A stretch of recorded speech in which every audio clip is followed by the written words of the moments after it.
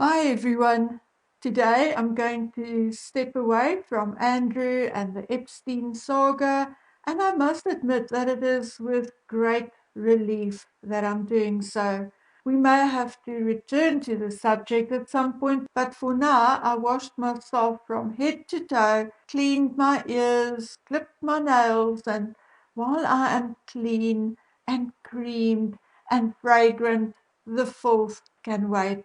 Not that today's subject is actually far less filthy, but at least I can distance myself emotionally from it. Okay, today is only the 8th of January, and already things are not looking good for Harry and Meghan. But before we get into all of that, I see the Express is confirming what I told you a couple of days ago, namely that Meghan's big project this year will be the making of Meet Me at the River. See, I told you. You heard it first on Bookworm. Now, all other creators will indeed catch on, and I see one or two have already. And soon we will hear more gossip and who's who in the zoo. I just wonder who Megan is going to get to play her, because I bet she is seeing herself as the main character. Something else, it took a bit of time, but I got some feedback.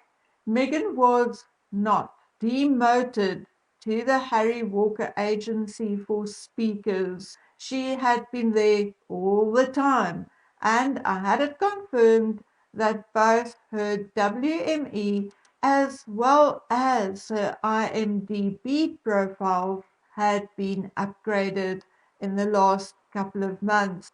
As far as doing more creative work, I asked, and I'm going to translate loosely. WME is an international company talent agency in different genre, acting being only one of those. WME has three offices in America, and its office for Britain, Asia, and Africa is in London. There is no way to showcase all their clients in multiple genres. Many of their clients function, however, in multiple genres like acting and music. But if acting is what they are best known for or is their main source of income, then that is where you will find them on the WME website. That does, however, not mean that they cannot be booked in other genres through the agency. The agency will also always support their clients in whatever genre they wish to function in. End of message. Okay, so I think with that from the horse's mouth, we should just stop making up stories and start rumors, because it is like the boy who called wolf. When there was a real threat, no one believed them. So let that be a lesson. Anyway, guys, as you know, Suits was picked up by Netflix and there was a rerun of the series. So on Sunday, Patrick J. Adams, Gabriel Macht, and two of their female co-stars, Gina Torres and Sarah Rafferty, attended the Golden Globes. Patrick and Gabriel seemed to have arrived together as they walked the red carpet together. Later, they presented the Best TV Drama on Stage, where they were also joined by Gina and Sarah. Well, talk about a snub. Suits is or was Megan's biggest achievement professionally, and yet she was not invited by the organizers of the event or her co stars. We all know why. It is because of her bizarre behavior, staying on the red carpet too long, fake card chases, lie, word salad, inappropriate or ill-fitting clothing. Everything and anything to draw attention to herself and away from everyone else. Well, unfortunately, it is not just in the monarchy that there is a hierarchy and rules and decorum, but also in the world of acting, music, writing, and art. Everyone in the field of art, no matter which genre, needs those 5 minutes in front of the media to sell their talent or their work.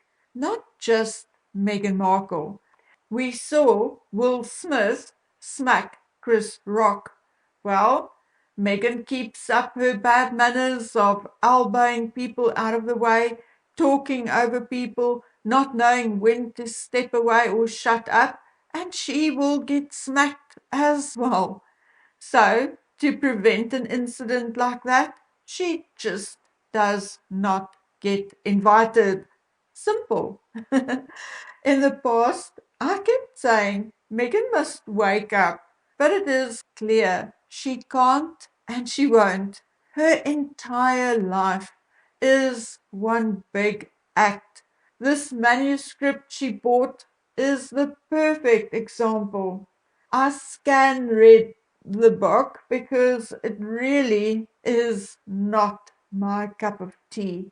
Robin Cook, etc., is more my style when it comes to fiction. But never mind that. This book is typically a hallmark type of story. The author is clearly a proficient writer with a nice enough writing style.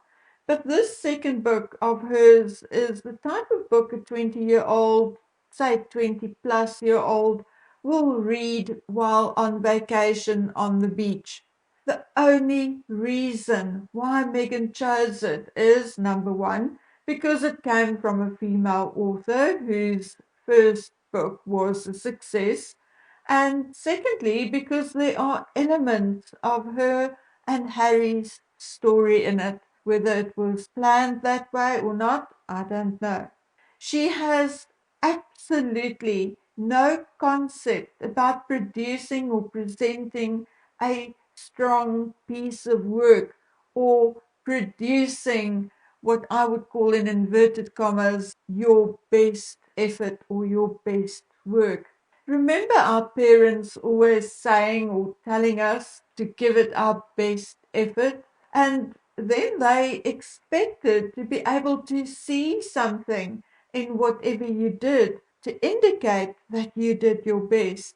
I don't know about you, but my parents told me straight up that a piece of work showed effort and they are very proud of me, or they would tell me, had you spent a little more time on it or put a little effort into it, you would have done so much better.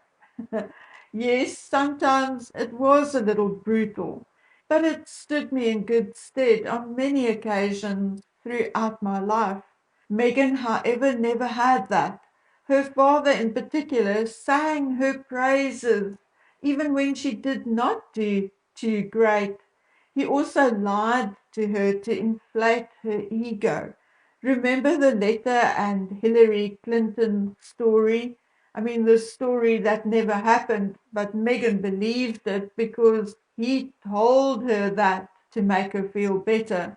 Well, it created a monster, and now she thinks she can do anything and have the world at her feet, and because of it, she is stuck in her teenage years where she was adored and praised, and hence the Hallmark type love story, which she wants to turn into a blockbuster on Netflix. Oh, my dear, it is not going to happen. Usually, I take the week between Christmas and New Year off, and that is when I will watch Hallmark type movies or read some lightweight material.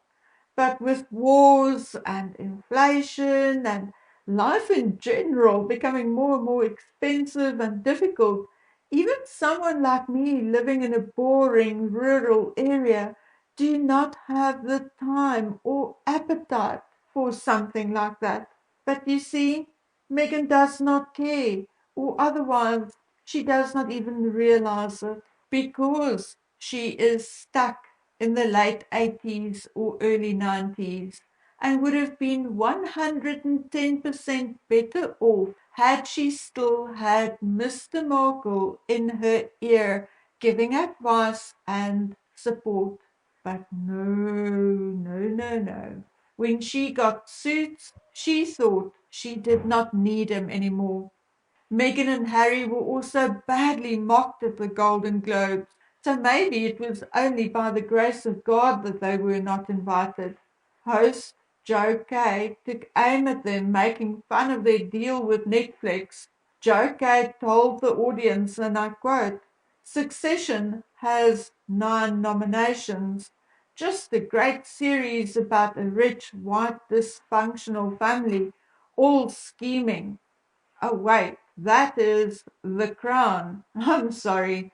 How great was Imelda Staunton in The Crown? Wasn't she amazing? Her portrayal of the Queen was so good.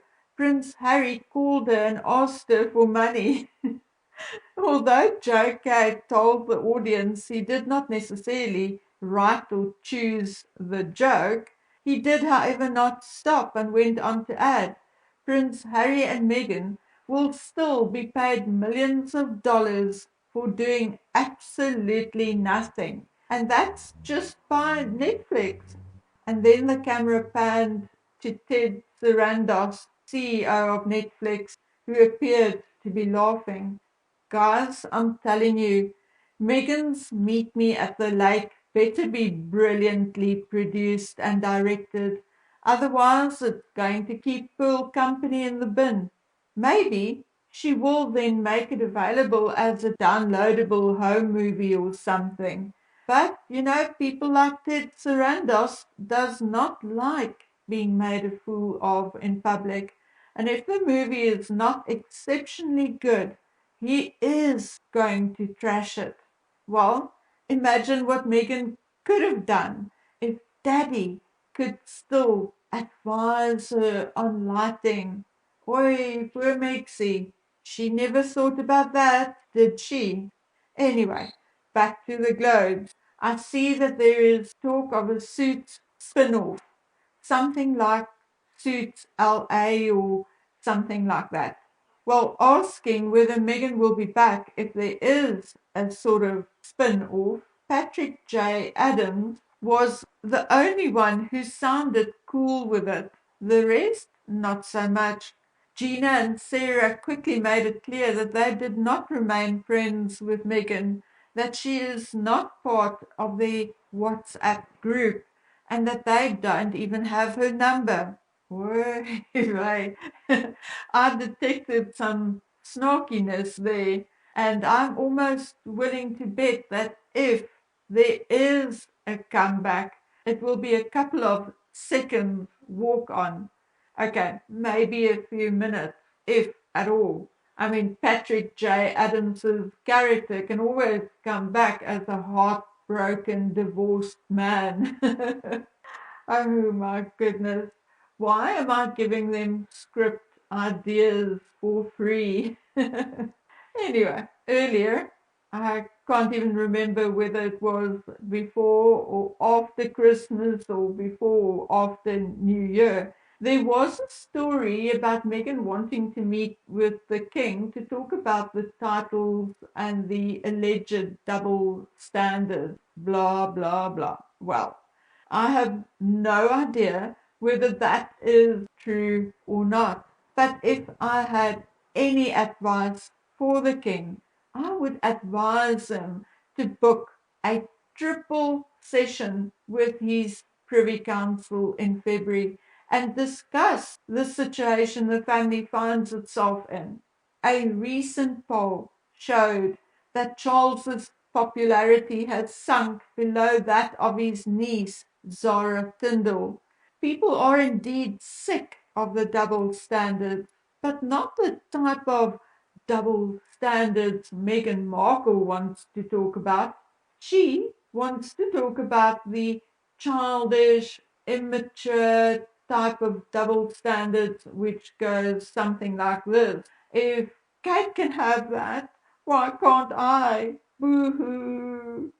Well, no, no, no, that is not what I'm talking about. I'm talking about the type of double standard where it appears that even under the law, national and international, we are not all equal.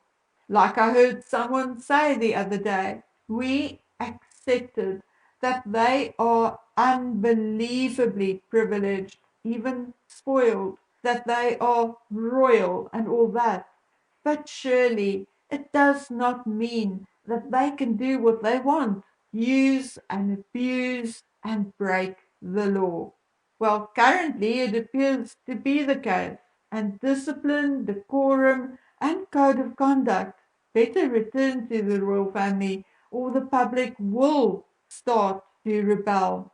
At some point, the king will have to sit down with his youngest son and lay down the law, even if he has to do so in the presence of a lawyer and members of the Privy Council. And whether it is with Harry alone or with Harry and Meghan, he cannot just turn his back and ignore them. And currently, whether we want to admit it or not, they are making the king, the monarchy, and the country look bad. If you are a fan of the Harkles, then of course by now you will dislike the royals. And if you don't like Harry and Meghan, then the royals, and in particular the king, are looking weaker and weaker and more arrogant and uncaring on almost a daily basis. The king needs to take a stance and deal with these issues and do so with strength and transparency. Okay, guys, I have to go do a couple of other things. The next few weeks are going to be scary, scary busy. So, guys, please take good care of yourselves until we meet again on the next one. Bye.